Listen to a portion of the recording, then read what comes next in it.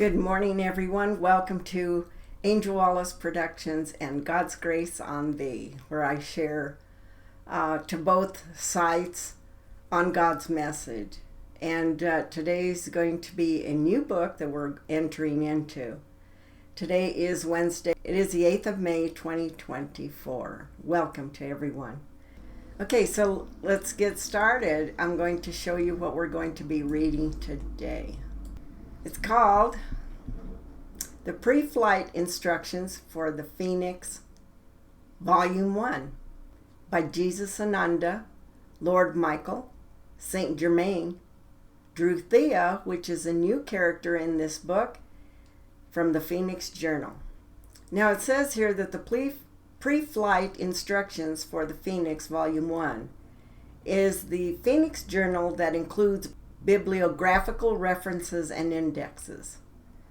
The contents are from the Rainbow Masters, Satan's Drummers, Crucifixion of the Phoenix, Emmanuel Sananda, Pleiades Connection, Spirit Writings, Hatton, Giorgio Ceres and Jesus Ananda, Dharma and Druthea, Computer Persons, and the Phoenix Journals. This is a dedication. I am Isu Jesus Ananda. I have come in service to Holy God of Light, the Infinite One. I am a spiritual guardian in charge of spiritual graduation of your human species upon Earth Shan. I come with the hosts of God to reclaim His kingdom and His lost lambs. And I dedicate this book of lessons to all of the children of the world who bring the joy and hope of the triumph of godliness over the darkness of evil domain. Your children are the treasures of your species, and therefore not one child must be given into careless hands if your species is to move from its primitive spiritual darkness into the light of knowledge. Young children naturally carry the light within until and unless the light, is temporarily extinguished by the harshness and ignorance of the child's guardians. Even so, the flicker always remains for the will of the child to again allow to shine brightly. How do you encourage a child? How do you discourage a child? And what sense do you carry like a weight around thy shoulders from your guardians waiting to pass on to your children? To the children of the world, I give my humble honor, love, and appreciation, for if you adults would allow it, your children will lead you to the kingdom of heaven within you. So be it, and Selah. I am Hatton.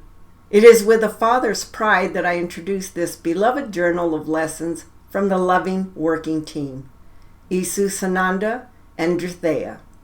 Each one offers a self in order to complete the whole, and the balance of love and compassion, patience, discipline, hope, and insight offered and presented is an inspiration to all who will partake of this glorious banquet. The name of this journal shall be Pre-Flight Instructions for the Phoenix, Volume 1. Now this volume contains many lessons for assisting you each in achieving balanced transmutation of self, which when successfully achieved, will enable you to pass your final exams for graduation into higher spiritual dimensions. The working partnership between a master teacher and scribe must become synergistic in order to create the masterpiece of love, which creates the desired effects of the balanced word.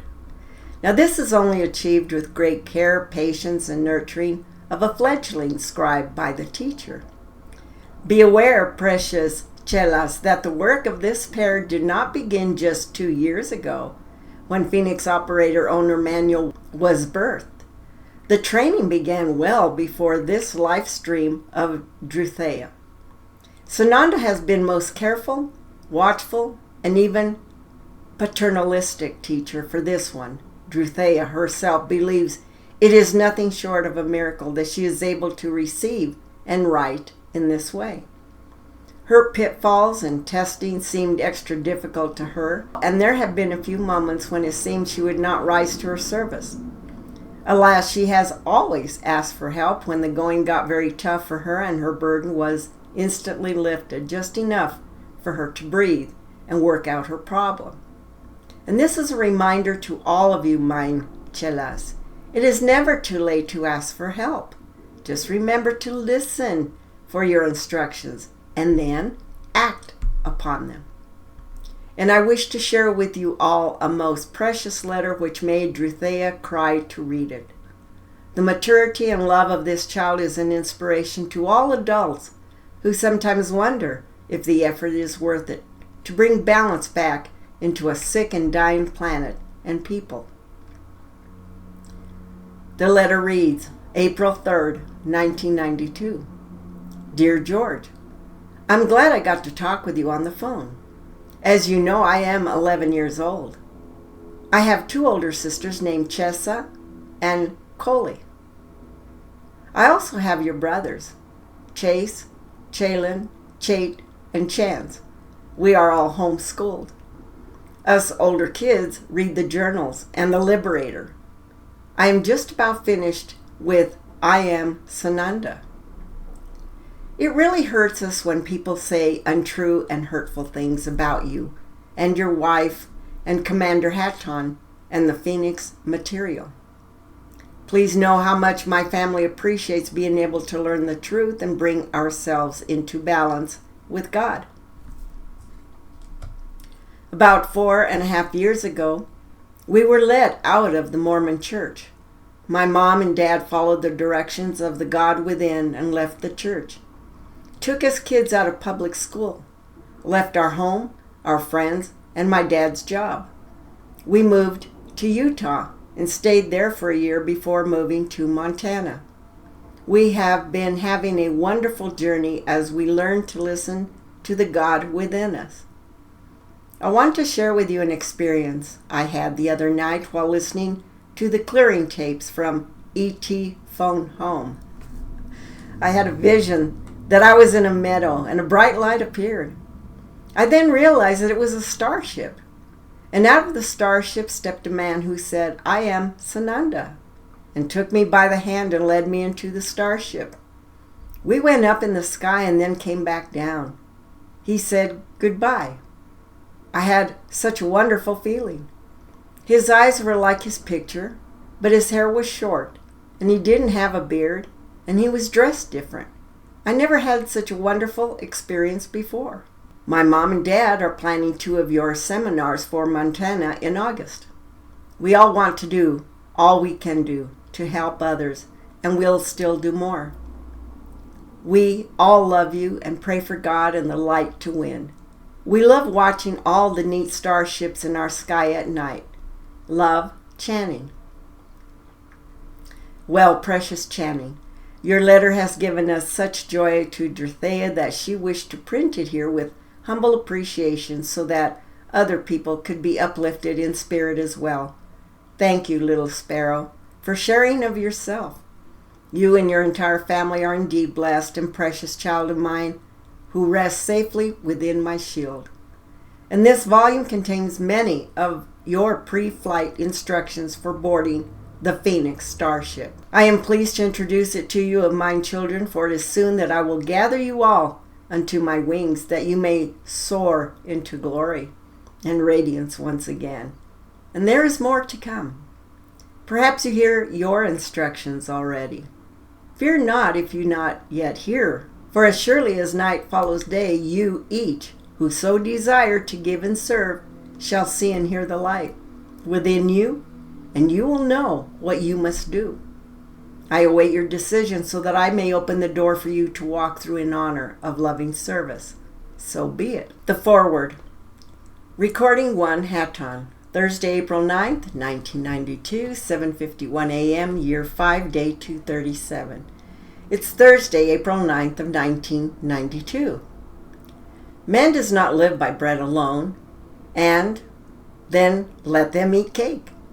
It appears, chelas, that you have eaten far too much cake and forgotten the staff of life, most especially that which nourishes the soul. And where is God? Is he out there somewhere? Is he in the local church house? No. He is within self, where you can reach him through the silence wherein all is heard and spoken through the soul, which is that which you are for your body, is only a housing for the convenience of that wondrous spiritual expression upon the places physical. God is also over there, out there, down there, and up there, everywhere, and to the farthest reaches of the universe, and as close as each individual cell within thine being. You are the very thought of God in expression. If this all be so, then why is it that the doctrine churches set forth by men, wherein you gain your instructions of spirit, do not tell you so? Obviously, because man then loses control of you. And he cannot cause you to tithe into these churches, building funds and rectory, candles or bulletins. These are not things of God. They are physical things done by and for man. So what will get you into the kingdom of God? Well, obviously it shall be nothing from the realms of physical. In the physical can only come the expression of intent. It is only through the intent of spirit within which shall be the measure of man, along with the actions presented as a result of that intent. So why does minister after minister come forth and denounce the Phoenix word? Because it comes from God and needs no input from him, the preacher. There is no binding upon you, no fear nor force to coerce you into his way, and you are thereby in freedom through wisdom and truth. And if his way be the way, he would have no fear of your studying it all. For in the seeing of it all, you would perceive and discern wisdom. That means that you would choose God and not man's church doctrine laid forth by man. God is total love, but he has created you an ability to make your own choices. That, dear ones, is the measure and testing. What choices shall ye make? And God gave forth laws for the human upon his place of experience so that there would be total balance within his world, if he would but follow these guides and remain within the circle of instruction of the laws. Man has come forth from onset and voted in rules and acceptable regulations which can have nothing to do with the truth of laws. Voted in laws simply mean the accepting of actions voted in by the largest number of other humans and self. For instance, murder.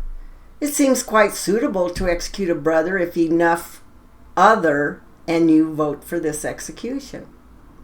But what of the one being executed? Where are his rights within God? What are church doctrines? Nothing but voted in rules for a group who would attend that particular order or club and have nothing to do with God's commandments. The Methodist cult is nothing different from the satanic cult if you are explicit in definition. Both are groups gathered for a common person. Now God gave forth unto his man creation the most wondrous gift of all creatures, the ability to reason, think, and act through his own free will choices.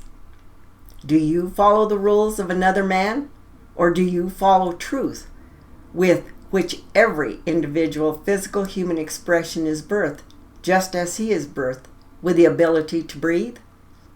And what do you do in darkness and secret? Is that within the laws of God? Look carefully, for upon the response and action rests your infinite journey. Extraterrestrials? You must be scared and decide whether or not you believe in extraterrestrials. Why? Who said? If you believe in God, you also believe in extraterrestrials. You are locked onto a planet just as surely as a prisoner is locked into a cell at San Quentin. You further claim to worship someone out there somewhere. God in the form of man ascended to somewhere out there to prepare a place for you. Well, which is it? Fundamentalists not only say that God went forth to prepare a place for you, but that he shall come again to reclaim you. Which is it? Both? How so?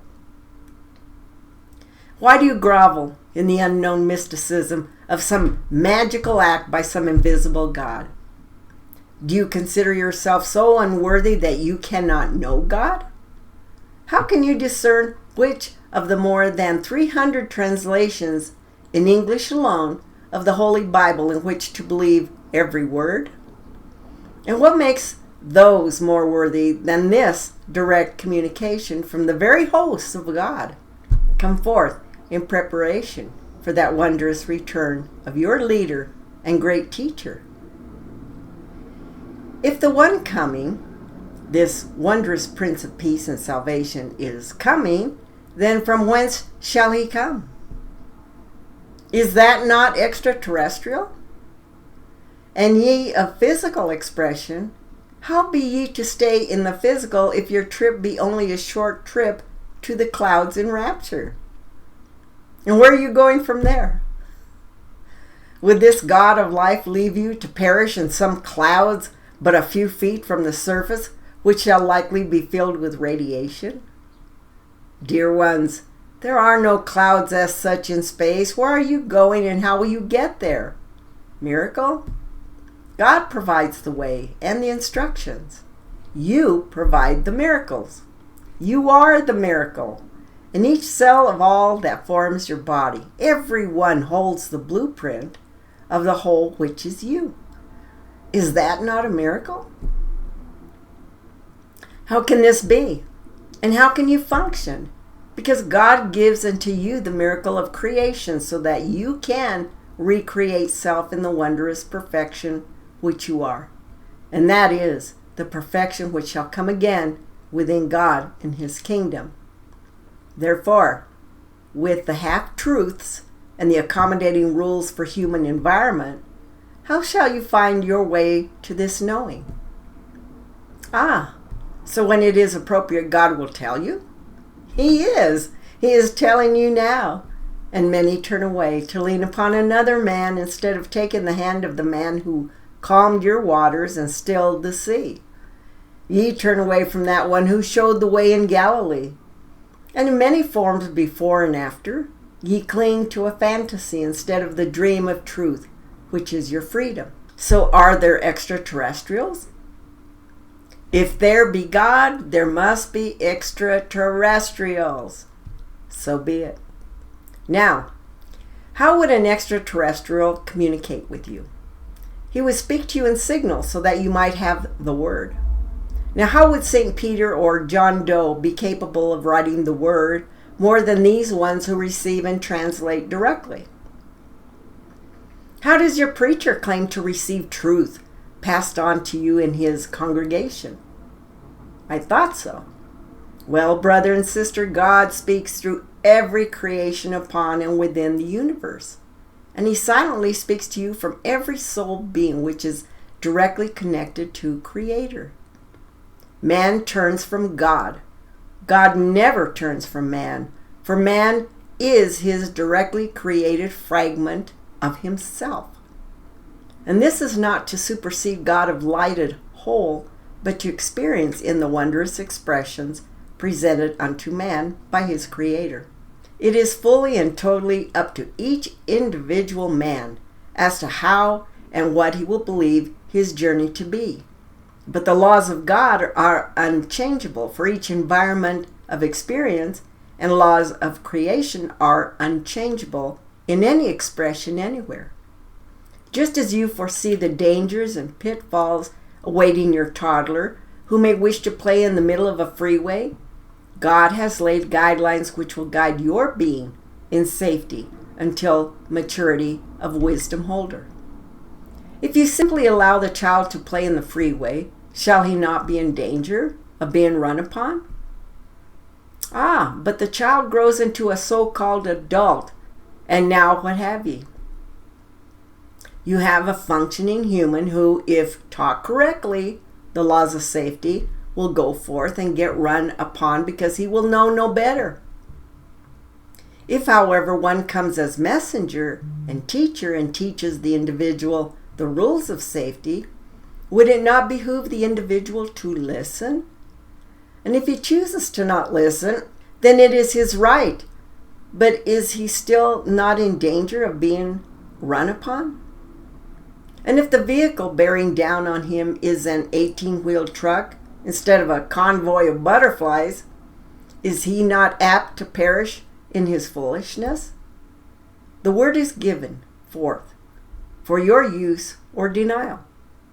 But I think were I you, I would think carefully as to the validity of that which is offered, for there will be no coercion or threat as to your reading or accepting of same.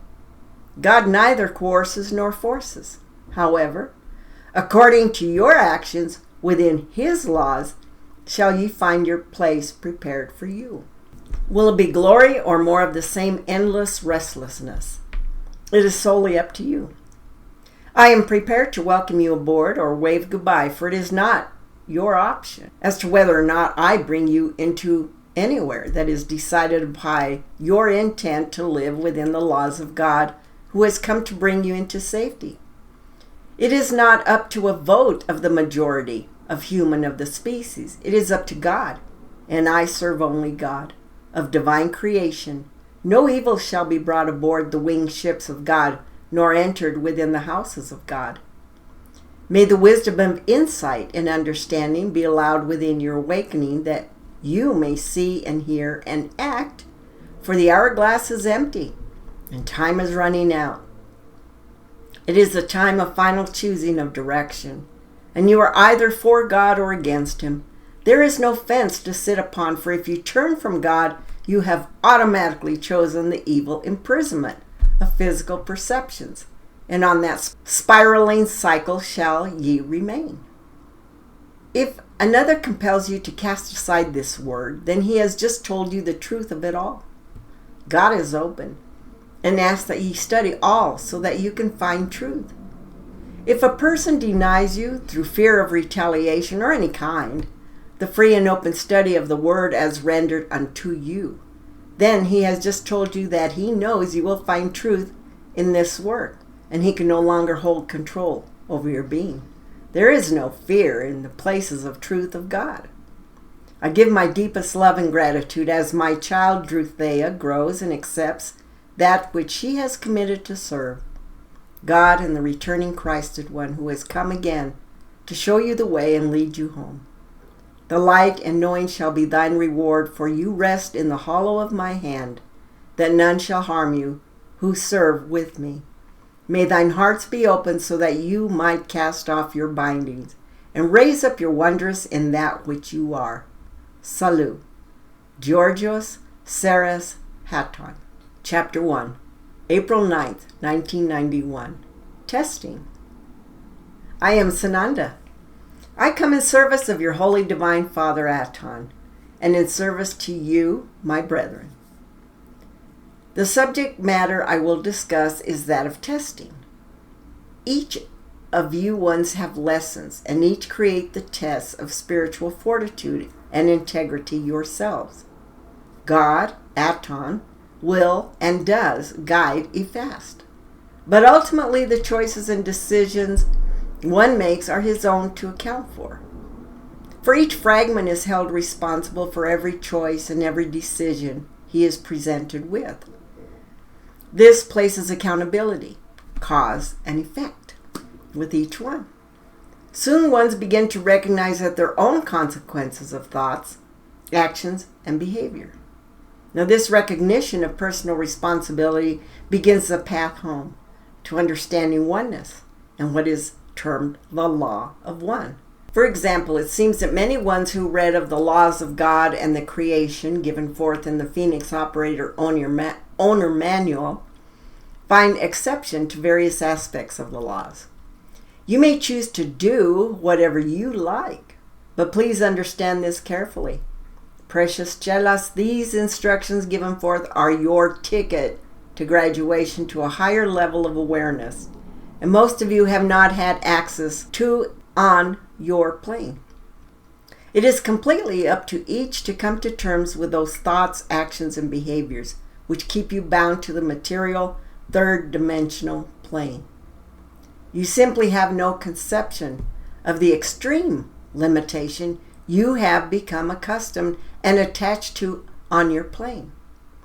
God and we of His hosts come to bring you the lessons which will allow those who choose to move onward in their path toward oneness to make that choice. Do you see? Your free will is not infringed upon except by the Antichrist.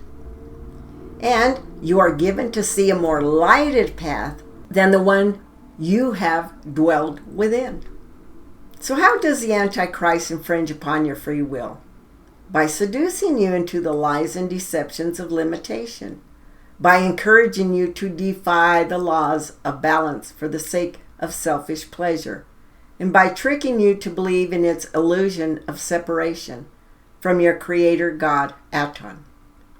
Remember, as you journey earnestly towards oneness, you will find that the only true and wise free will you have is God's will entirely. I and my father, ASHTAR, have seen the chagrin of ones when they read of the laws regarding sexual behaviors. Most all seem to wish to find exception in their own circumstance of relationship situation. And how many times and ways can we say it? You ones are programmed into addiction to sexual behaviors. It may seem like a wonderful way to express love, but very simply, physical sexual pleasure has nothing to do with what is love. Until you once can grasp the limitation of this addiction upon your spirit, you will feel deprived of something you believe is necessary for your health and happiness. And by your response to the laws, you will be presented with the areas of attachment you have and where you must work with God, ASHTAR, for clarification, understanding, and ultimately detachment from the physical material world. It seems many of you have attachment to physical sexual practices. Even those of you who truly have harmonious, loving relationships with your mates. Many of you wonder how you will express your feelings of intimacy and closeness with the one whom you love. Some of you even wonder what will replace sexual pleasure sharing. Nothing will be replaced, for your sexual behaviors as now practiced are not natural or necessary to the spirit within. What will occur is that as you release attachment to sexual desire, the block to your spiritual creative potential of godliness will be lifted from you, as if it were a great weight of rocks tied about you, and then released. What you precious ones must understand completely is that you cannot hang unto the luggage of physical density and lighten up your vibration to reach fourth dimension or higher. And you will perhaps tease yourself with glimpses of what higher awareness is and what it feels like, but it cannot be yours until you've truly 100% detached from all things of physical, third dimensional frequency. That includes emotional and sexual attachments, chelas. Will it help you when we tell you that you take God wherever your thoughts are, whatever you do, and wherever you take your body? And are you happy with and proud of your thoughts, words, deeds, which you present to God, ASHTAR, your Creator? This is why the testing is great for all who aspire to reach God's holy kingdom of oneness. It has been said, the roughest seas are given unto the toughest navigators, and so it is. You will be testing yourselves throughout your unfoldment, and either the lesson is learned and the test is passed, or the lesson is repeated until such time as understanding is reached and released. The testing represents a challenge of God for knowing, accepting, and therefore adhering to the laws of balance of God and the creation. So welcome the test, chelas. You are honing your spiritual perfection through recognition of truth and understanding your personal responsibility. The perceived inconveniences and frustrations are a part of your growing pains of your own doing. Recognize you are the hardest on yourself, especially when you become impatient with the flow of life in relationship to your personal understanding of your lessons.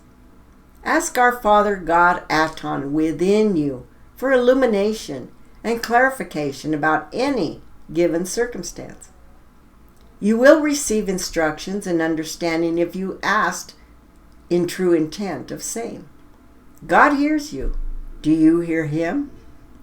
And bless you, precious brothers and sisters of mine, for searching and asking for clarification. And thank you, little sister Drew, for receiving this message for our brethren.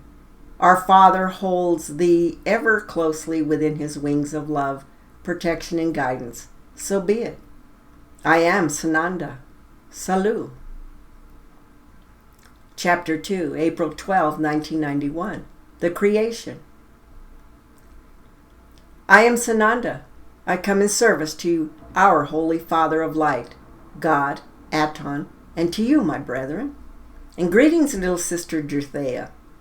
Druthea has asked our Father to please bring understanding and clarification on what is the creation. Our Father God, Aton of Light, has sent me to answer this challenge. I call this a challenge because your language of communication has not the words for describing this concept of creation. So in order not to put upon you, my precious chelas, more limitation, I will ask that you close your eyes, call forth the great spirit of one within you, and listen. And continue reading with the presence of the Holy Divine, one within. Now, imagine a great circle of infinity with no ending and no beginning in front of you. This will represent the creation. Now imagine that this circle is a great movie film without ending and without beginning, but moving ever creatively on constantly, unfolding the unlimited potential of the creative will. What we will do now is pause a frame in the sequence of this ongoing film of no time, no space, no ending, and no beginning. The creation represents fulfilled and yet unfulfilled creative potential. Creation is the totality of all that is, which in your human perspective is all that has been and all that is to be. Now, keep in mind, the laws of balance of nature, of God, and of the creation are the same universal laws of order and logic. So then how is the creative potential realized and fulfilled? Through the great spiritually perfected being, God Aton, who is the great mind and intelligence which brings the potential of that which represents the creation into coalescence of matter such as planets, stars, animals, plants, and minerals. Now, you have one great spiritually perfected being, which is the mind intelligence of your galaxy, that one which we call our Father, Mother, Creator, God, Aton. And the reason we are one with, and therefore called the children of God, Aton, is that this great being has fragmented himself, his great spirit, to allow his unfolding creative potential unlimited varieties of experience. Thus, each human, each angel, each being which is created and fragmented of him is a unique creative potential-filled reflection or aspect of the one great mind intelligence, God Aton. So we have the creation, which represents the great sacred circle of infinity, without end or beginning, which holds the fulfilled and unfulfilled creative potential of the totality of all that is. Then we have God Aton, which represents the mind intelligence of the creation for this galaxy. God Aton is as much a part of the creation as we each are a part of God Aton. Hence the truth, we are all one. I, Sananda, have now reached my state of oneness with our Father, which is the meaning of my name, one with God. What does this mean to you, my brethren? This means that I am in the state of grace, of one will, that of my Father, God Aton's will. I am sent now, along with this host of light of our Father, to reclaim you, of his fragments, who choose to move into higher realms of creative spiritual awareness. And eventually many of you ones will earn, as have I, the state of grace, of oneness with our Father of light, life, Aton. I and my brothers of light come to show the way towards oneness, which is love, the peace, the balance, and the harmony of the totality of all that is, the creation. Why come we? Because we, the hosts of God of light, love you as our brothers who are also precious beings created of our Father. Since my will is his will, it is his will to bring you home, and I am come to show you the way. Now, what does it mean to be Sananda, one with God? Well, much responsibility, Chelas. Only it is quite a joyful responsibility in that I am aware of my co-creation with our Father. I recognize that even the word responsibility makes many of you a bit uncomfortable inside. Mostly because it's a symbol of discipline and seriousness, and one's even perceived it as limiting to their perceived enjoyment of life. Eventually, precious ones, responsibility will not pose a threat to you because you will have developed the integrity of your spirit within, to the point you will welcome the creative challenges of self-responsibility. You see, since most of you, especially those of you who have believed various human doctrines in your religious institutions, have been programmed to be dependent and not take responsibility, and since you have always been programmed that you are somehow separate from your Creator, learning to take personal responsibility seems unnatural and frightening to you. Why? Well, when you recognize the truth that you have created all within this manifested illusion, it can be a bit overwhelming to your consciousness to realize that you have also contributed to the disease upon your plane and upon yourselves. There's no one else to blame anymore. Personal responsibility means taking action to balance the imbalance, to bring love where there is hatred, to bring harmony where there is chaos, to bring discipline where there is disorder, and to bring peace where there is war. Each one of you will open your own door to the spiritual power of love within you when you start taking responsibility for all of your manifested reality, including your thoughts, your words, and your deeds. Each one who harmonizes and balances within brings the light of balance and harmony to your pool of mass consciousness, so that it eventually will no longer be the cesspool of darkness and despair, which it is now. Our subject is the creation and its relationship to God, Aton, and to you. Please remember, my precious ones, you each represent within you God, Aton's mind intelligence for unlimited spiritual creative potential. And there is so much joy to be a part of. Let go of your illusions of separation from the one and attachment to the physical and the emotional aspects of this limited plane. Be responsible for what is your job of cleaning up before you.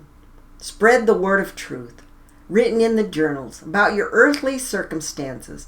Spread the joy that God wins in this final confrontation with evil.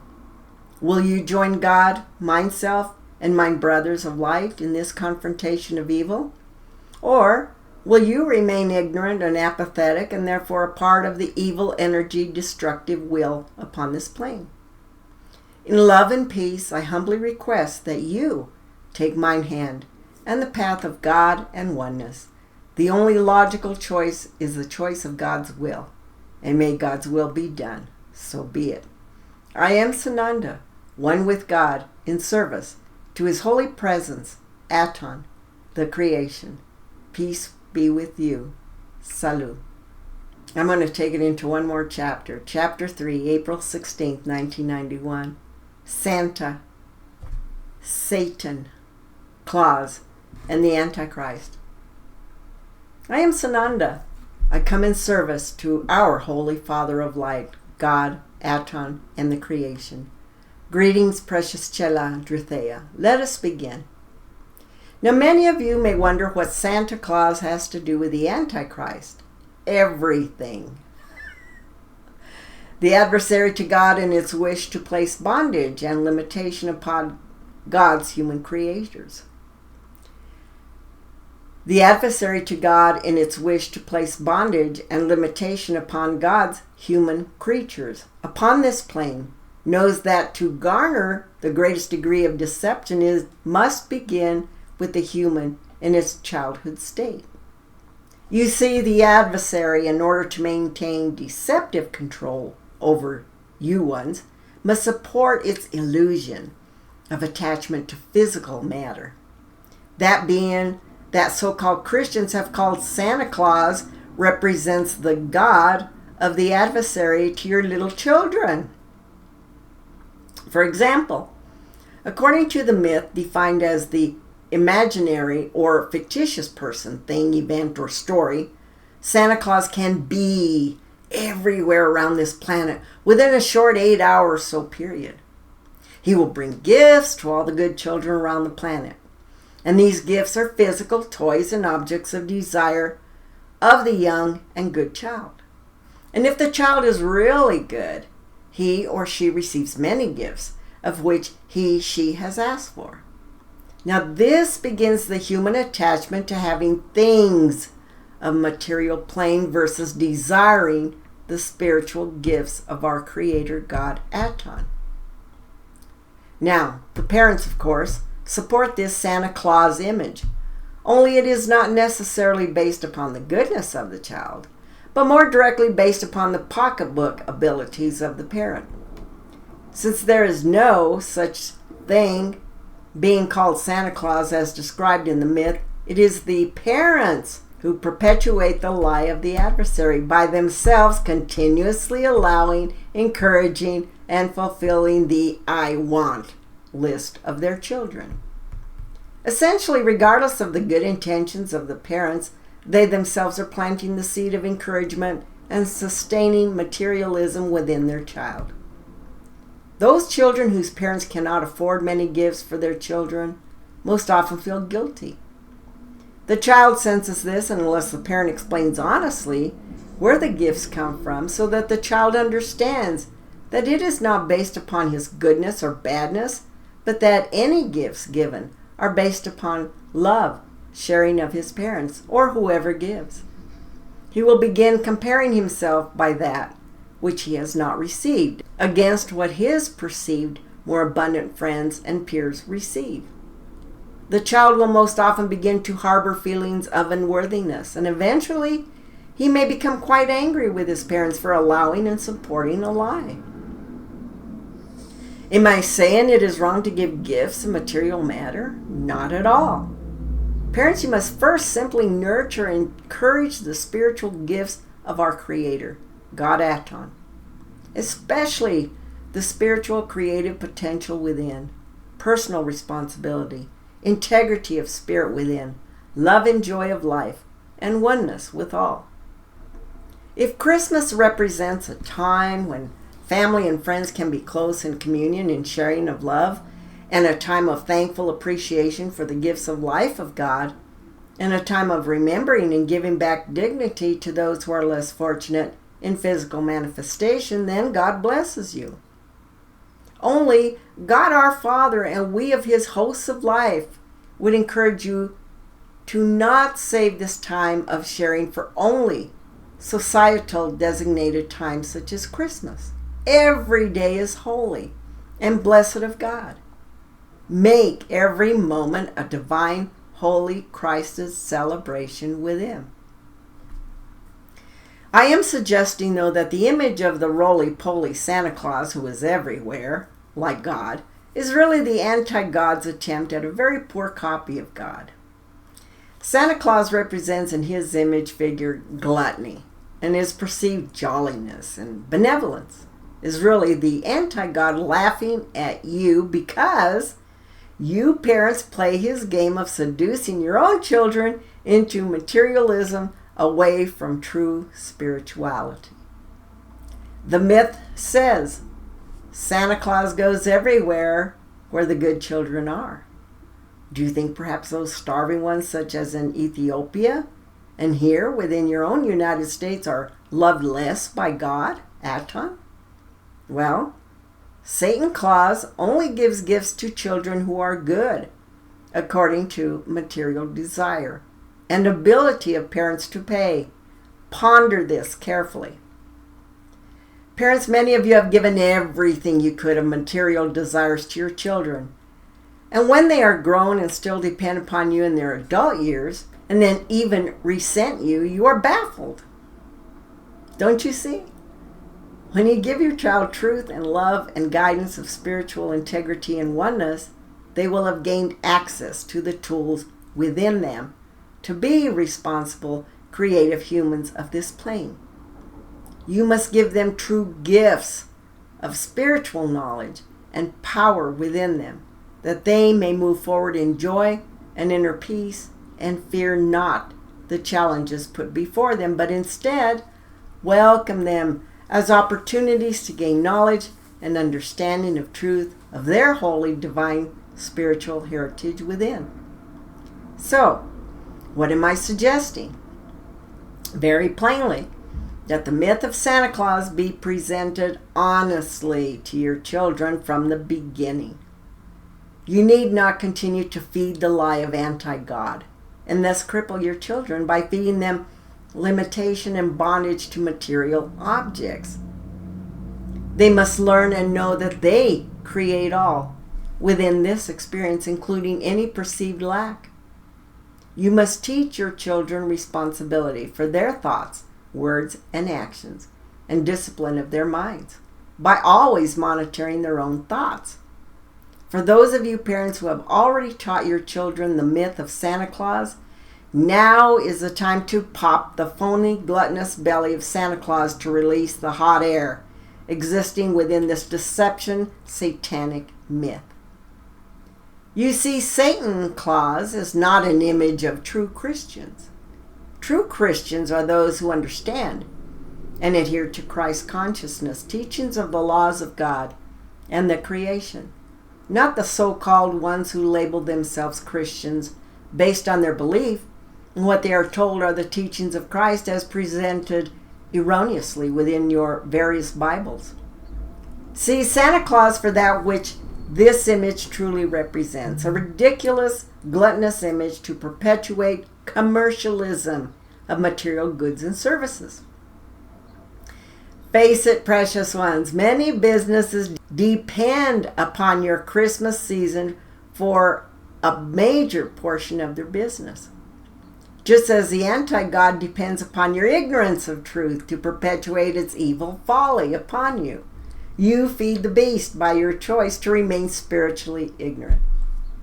Now, many of you now may be concerned about your business, especially if yours is one which rides the mass consciousness tide of Christmas giving. If that be your first concern and not about the integrity and necessity of your product, then you need to ponder your priorities of concern more carefully. If your business is truly one which serves your human brethren by truly serving God, then you need not concern over its success. God's will be done. But if your business rides upon media, molded and created desires, addictions, and social traditions, it may be time to carefully consider your personal responsibility to God, self, and your brethren, and therefore change your business. Impossible, you say? Nothing is impossible when you make your firm commitment to serve in balance, which is of God, ASHTAR, and the creation. Will it be easy to change, you ask? That depends on you. Meaning it depends upon the degree of resistance and dependence upon the material plane offered and accepted by your alter ego, which of course is fed by the anti-God which you have allowed within your temple of God. Whether it is easy or does not matter. When your commitment to God is made at soul level, your soul within will bring the lessons to strengthen your spiritual connection and commitment to God. And it will be entirely up to self-development, integrity within, as to whether or not you are successful in your testing to allow you entrance within God's holy kingdom of light. So be it. I am Sananda, one with God, in service to God, Aton, and the creation. Thank you, precious chelas, for this communion. May you receive the clarity and understanding of God gives herein. Bless you, little sister Druthea, for your service. Peace be with you. Salut. Okay, folks, I'm going to end it there, and we'll continue on to chapter 4 in our next reading. Thank you all for being here. I appreciate you, each and every one of you. I know there are many new people that have joined, and I tried to get as many down as I can. If I've missed you, please forgive me. I'll try and pick you up at a later time. And thank you for subscribing. Thank you for sharing with your friends and family and your co-workers. I know it's a little hard to take all in because we have been, for years, I mean, we've all been programmed. And it's hard to let go, isn't it? As far as material things, I don't have a problem with that. I can let it all go and it doesn't bother me. But there's other things that we become attached to in our everyday lives, I should say. So that's one of the hard parts. At least for me. Okay, folks, I love each and every one of you. Thank you for being here with me. And I don't know what else to say other than I wish you all the best, because it's a struggle. It's our journey, and it's our individual journey. And so with that, I'll say, love you, see you, bye. Oh, before I leave you, though, share that smile of yours and give those that you love a hug, because life is short, and do something really kind for somebody that you don't know. They're your brothers and sisters. We just haven't met them yet. And if they need a helping hand up, let's do that for them, okay? Okay, folks, take care. God be with all of you.